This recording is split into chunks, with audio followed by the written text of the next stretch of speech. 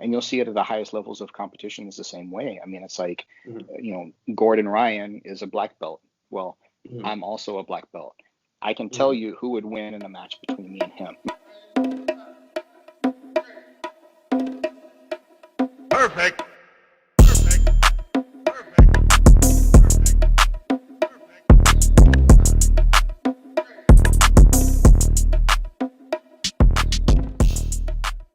This is something that I wish that more people would pay attention to whenever they're considering rank in any art, but especially with jiu-jitsu, because it is difficult, is personal development.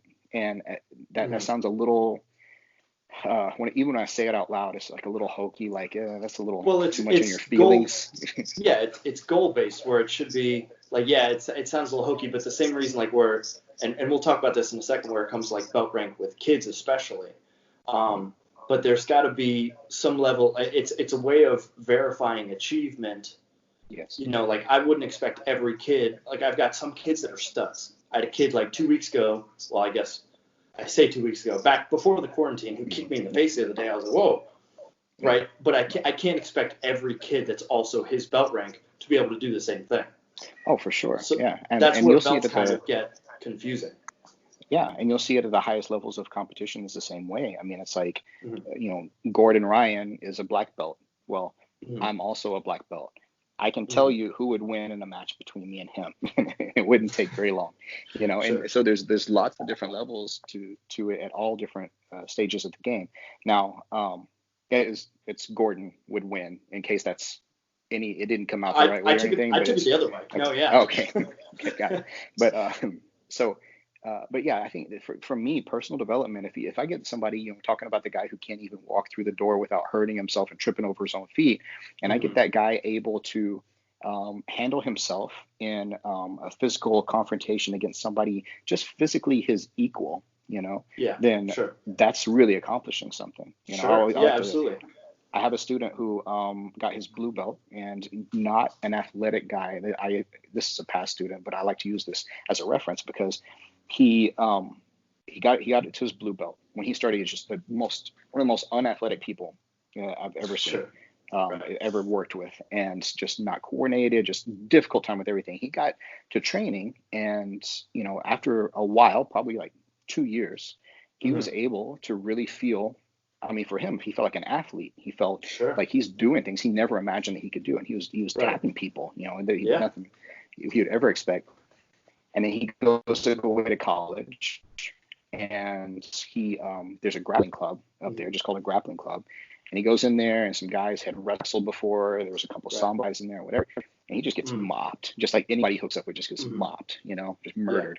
And so he comes back on break, and he's just crestfallen about this experience. Of course. Like, man, I really thought that I would be able to handle myself against any of them, and honestly, like, tap all these guys because they don't, they haven't been training as long as I have, and yada yada. Sure.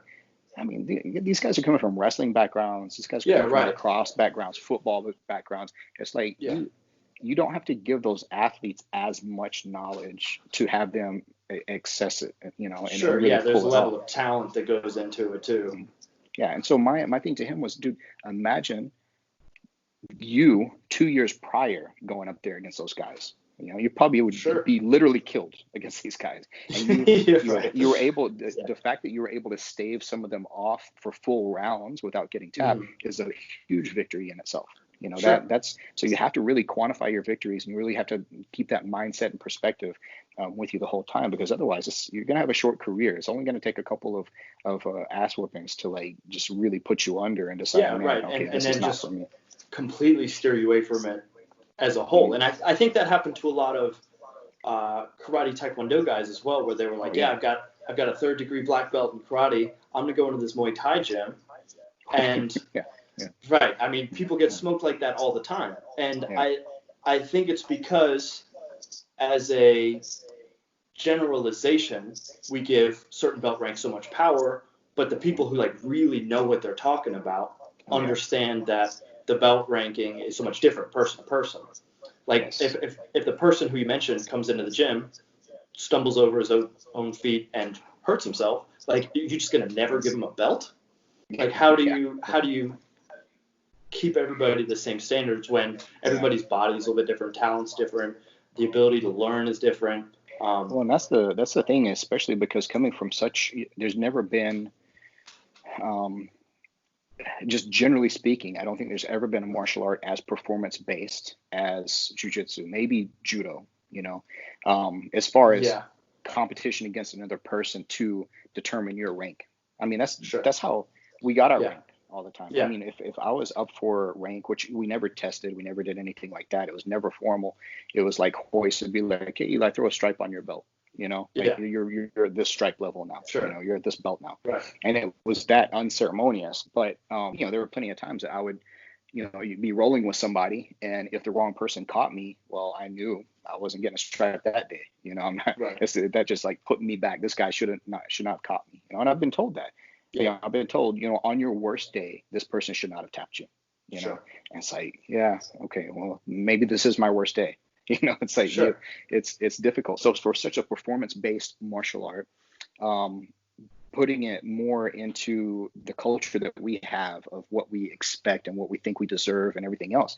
Now we have to make it a little more palatable for certain people, for the more like discernible, the more discerning clientele that, expects that, well, I've been training this amount of time, I should be up for this rank.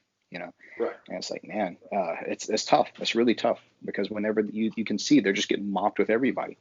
I've got 2 and 3 stripe blue belts that white belts training for 6 weeks or giving them hard times. White belts training for like 3 months or tapping them, and it's like, oh man, this shouldn't be happening. It's making it really tough for me to like think about you getting that purple belt soon. But, yeah, right. And that's one of the dilemmas that I feel like most people who teach in a belt system have. Like you see Muay Thai start to take on the belt system a little bit. Right. You see like, which is still weird to me, man. It's still strange. Like, right. I don't. Yeah. I get why. The same thing with. Well, I don't know. The reasoning is because it's so hard to get the average person into something. Like, it's a lot like weight loss. Like weight loss, a lot of people have a very hard time in the beginning because they don't see the immediate pound they lost. Like they don't see it on their body. And I think having that stimulation is what is really good at keeping people in martial arts. Absolutely. And that's why there's 50 kids ranks and 100 stripes per belt and everything. Sure. That was going to be my next question is how do you differ, if you differ at all, kids and belt rank and adults? Long time. To be honest, we've never done testing for adults just because the way that we were brought up. We've never done testing. We've been talking about it just the past probably year and a half about implementing testing. Is that strictly to be able to scale operations? I don't think it was like anything really intentionally that we're not going to do it, that we're going to avoid test. It was just how we were brought up. Like, I was saying, it's the only way all of us got our rank was like, hey, put this belt on now. This is your belt now. That kind of thing. And then, but with the kids, obviously we had to, and we adopted 2 different systems, and the system that we've been on for probably over 15 years now, it's got a lot of belts, and it's got different gradients of belts. It's got like, the white, yellow, the yellow, then 4 stripes on each belt. Sure. And so there are a lot of different rank variations, but it's also contingent. We had to do it, a certain way. So like we had to really come up with this formula that took us a while to come up with. So for you are eligible, and stripes you're going to get just based on chronology, just based on time in, you're going to get a stripe. But we also had to validate that too, because it's like if it's going to take you 20 classes to get that next stripe, okay. Yeah. Well, what if the 20 classes spaced out over 2 years is different than 20 classes that a kid knocks out in 3 weeks? Because we've got enough classes where you can knock that 20 classes out in a month if you really like hit it. So we had to validate that. Okay, well, you have to have 20 classes and 3 months between each stripe.